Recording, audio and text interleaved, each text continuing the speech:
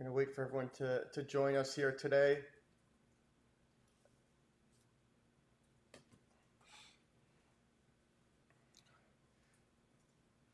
Welcome, everyone. We're going to get started in about 30 seconds. We have a great topic to talk to you guys today. Every week, I'm coming on and trying to talk about different things with sales. This week, we're going to talk about 13 of the worst sales things you can ask over email. This is something we actually were discussing with our team on some of the email campaigns that are going out. And what we wanted to do was kind of go through with you guys stuff that you shouldn't be saying over email, because a lot of people nowadays think that, email communication is the only way, and they don't get on the phone, or they're scared to get on the phone. But you got to get on the phone. Email is only one avenue that you really need to focus on, but you really need to focus on how to use sales and when you shouldn't be prospecting using email. Also, I just got these glasses, so I hope you guys like my new glasses. I was having trouble with my laptops and on my phone all the time, so I got some laptop glasses now that I'll be using for these LinkedIn Lives. So I hope you guys like them. We're just gonna let everyone come in that's gonna join us today. Once again, we're gonna talk about 13 of the worst sales things to ask over email. Actually, I have 14, so maybe I'll go through the bonus one at the end. But I'd love to hear your feedback, and I hope you guys are enjoying our weekly LinkedIn Live. I couldn't do it yesterday because of the holiday, so I decided to do it today on Thursday. We usually do it Wednesdays at 1 o'clock. So hope you guys really enjoy the weekly stuff, and also let me know if there's anything else you guys want me to talk about on a weekly basis, or anyone you want me to bring on that you think is someone in sales that you guys look up to, because this is for value for you guys. I'm trying to give you guys some tips and nuggets on how to succeed in sales, succeed over email, succeed over the phone. So hope you guys are enjoying this. As always, give us a like if you like what I talk about or what we talk about every week. But also let us know where you're calling in from, anything about your company, because we always do shout outs for you guys as well. Okay, so I guess the first one I want to talk about is asking the question. Do you prefer to communicate by email over by phone, or over the phone? That's a question I feel a lot of people ask prospects, and one thing I hear is but my prospects prefer communicating over email. They just won't get back to me over the phone. Well, yeah. Do you think prospects want to build relationships that will make it harder for them to tell you no? Of course not. So don't ask your prospects whether they prefer phone or email. Use both forms of communication. And that's the most important thing. So know when to call, know when to email. And I hope some of the stuff I talked to you guys today about will let you know when you should be calling or when you should be emailing. Another question is, when would you like to reschedule? Okay, if a prospect wants to reschedule, the chance of them rescheduling, again, goes up. But if your prospect sends you like a last minute email asking to, push a meeting, push a trial because they need more time, or they're not ready yet, they were on vacation last week, well, pick up the phone and immediately say, we can definitely reschedule. When is your next availability? Don't write that in email. Get on the phone and call them. So there's certain things you want to make sure you do over the phone that you don't do over email. That's one thing. Don't reschedule over email. Get on a phone, call them quickly, and ask them to reschedule. Another thing I find a lot of salespeople ask is do you mind if I give you a call? Well, don't ask for permission to call a prospect. But at the same time, try and get a direct number or cell phone right away. This is even way before the discovery call or even your first meeting. It's important to get that direct number, because the last thing you want to do is continue to call an operator or an administrator and say, hi, can I speak to Bob Clark? Or can I speak to Adrian Chow? And every time you have to do that, get the direct number. Don't ask if they mind if you give them a call. Give them a call. You are in sales. Call them. Okay? By calling, I read something last week, and it actually will increase your future engagement by over 65% by getting on the phone and calling rather than sending that email. So don't ask for permission. That is your job. You're in sales. Get on the phone and call, and even say on the phone to the person, hey, just doing my job as a salesperson, trying to give you a call to follow up. Okay?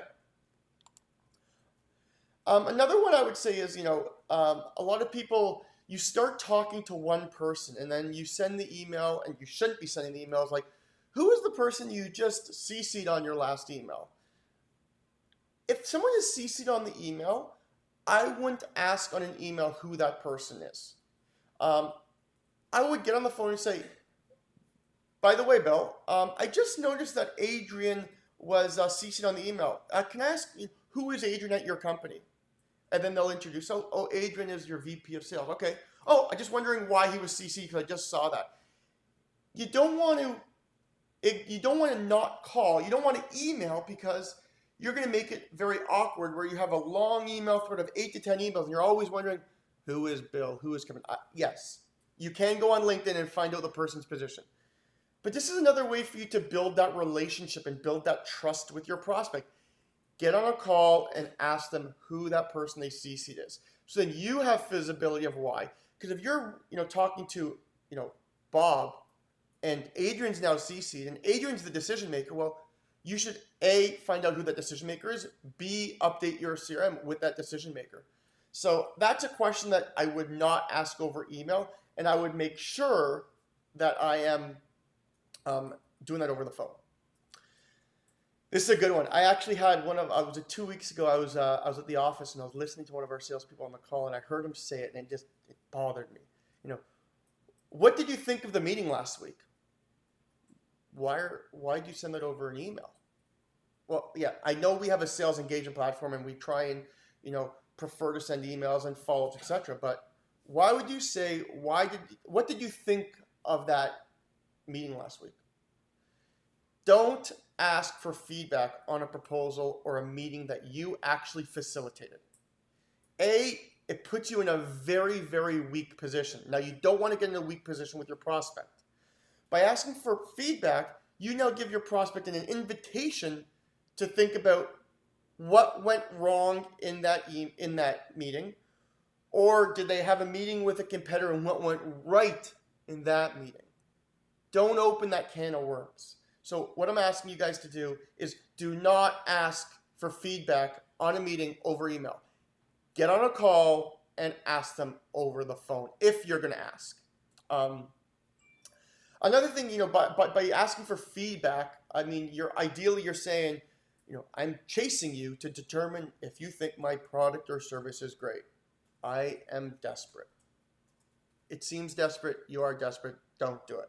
Okay, so that would be another question that I prefer you not ask if you really want to succeed in your prospecting, guys. By the way, if you like the stuff I'm talking about, or some of these questions are stuff that you do on a daily basis, weekly basis, you hear your sales team doing, let me know in the comment section. Or if you disagree with me, let me know. I would love to hear what you guys agree and disagree with, because just because I'm telling you doesn't mean it's right. I'm just telling you from my personal feedback, from me training salespeople, from me having multiple salespeople at my companies. This is what I've learned. Another thing I would say to avoid doing is, when would you like me to reach out to start this up again? If a customer needs to delay, they need to close out the quarter. It's the last week of the quarter. It's the first week now, or now it's the second, but first week of Q4. They have no budget. Don't ask them when they'd like to touch base. You come across needy and passive aggressive. Just simply say in that email, great, thank you for the update. And guess when you should call them? Whenever you want. Call them when you feel it's right. Don't call them and ask them when you should call them. You're in sales. Don't plan it. Get a feel for it. Go on LinkedIn, see if they engaged in something, commented on something. Find a reason to call them back, but don't plan it. Don't ask. Get it up, get your phone, and call them when you want, not when your prospect tells you to, okay? So remember, people with influence usually don't mind taking calls. It's decision makers that don't mind taking it. It's actually the non-decision makers that want to avoid the phone. So if you're faced with a prospect who won't answer your calls, consider it a warning that they actually have no influence or will be the one buying your product anyway. Find out who that prospect is that will be buying your product. That is the person you want to be reaching out to. And those are the people that will answer your calls. Okay? One thing that I find, and I heard somebody speaking about this on a podcast, is, contract questions. You send a PandaDoc quote out, a Proposify quote out, and you have contract questions. You should never talk about contracts over email. That is something you want to do over the phone. You just don't want to have something written. Some of the phrases or stuff to avoid in the email would be, I want to follow up on the quote I sent you last week.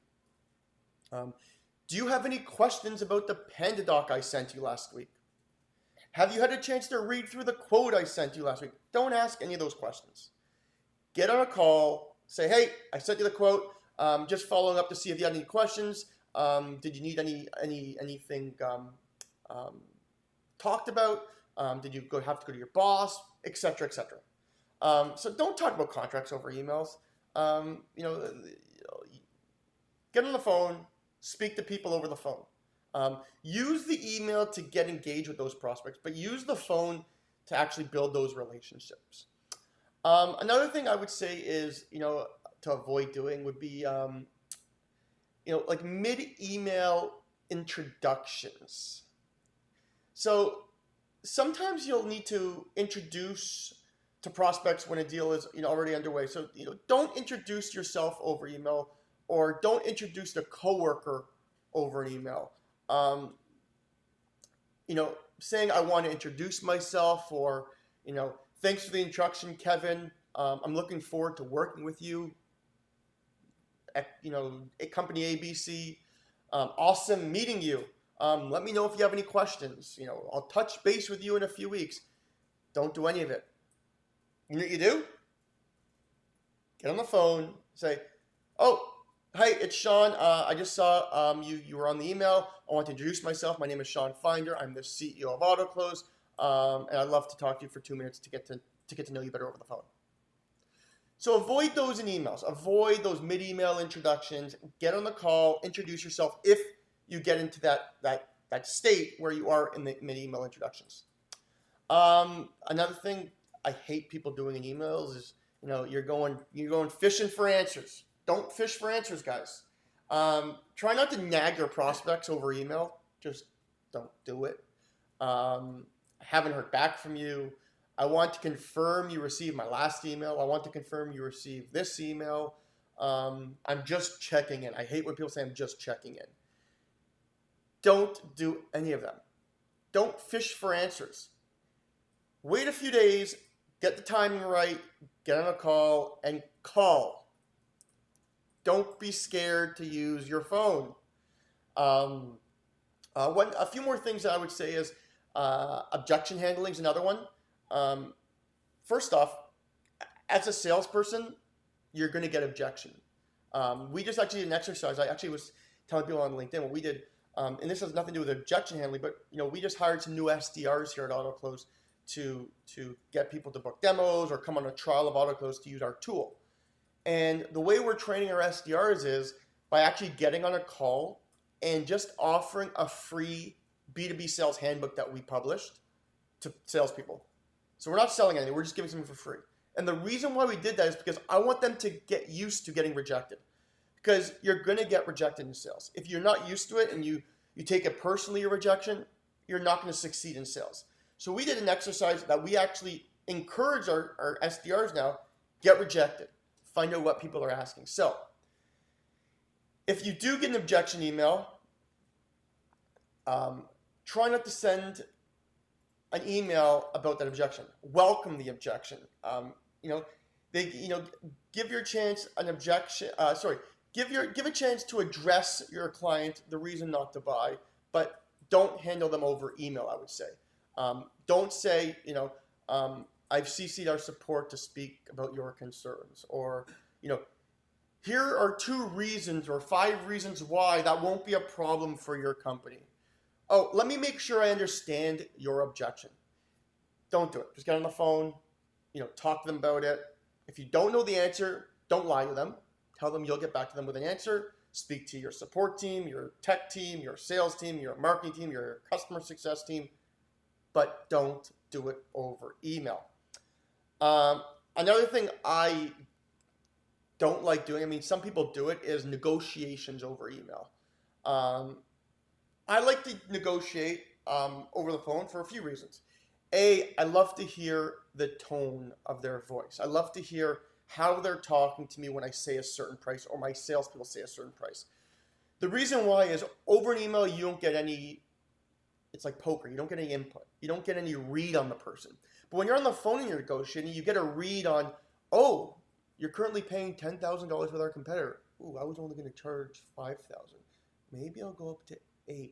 Well, you could do that over the phone. You can't do that over email. So if you're looking at negotiation, try and get on a call and at least get a feel for where you have to be at with that product or service.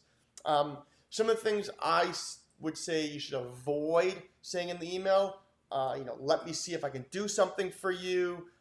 If I come down in price, if I come down 40%, can we get this signed today? Don't put pressure on them. We already agreed on this price, and now you're going back on your word. Just ignore all those phrases. Get on a call and speak to your prospect.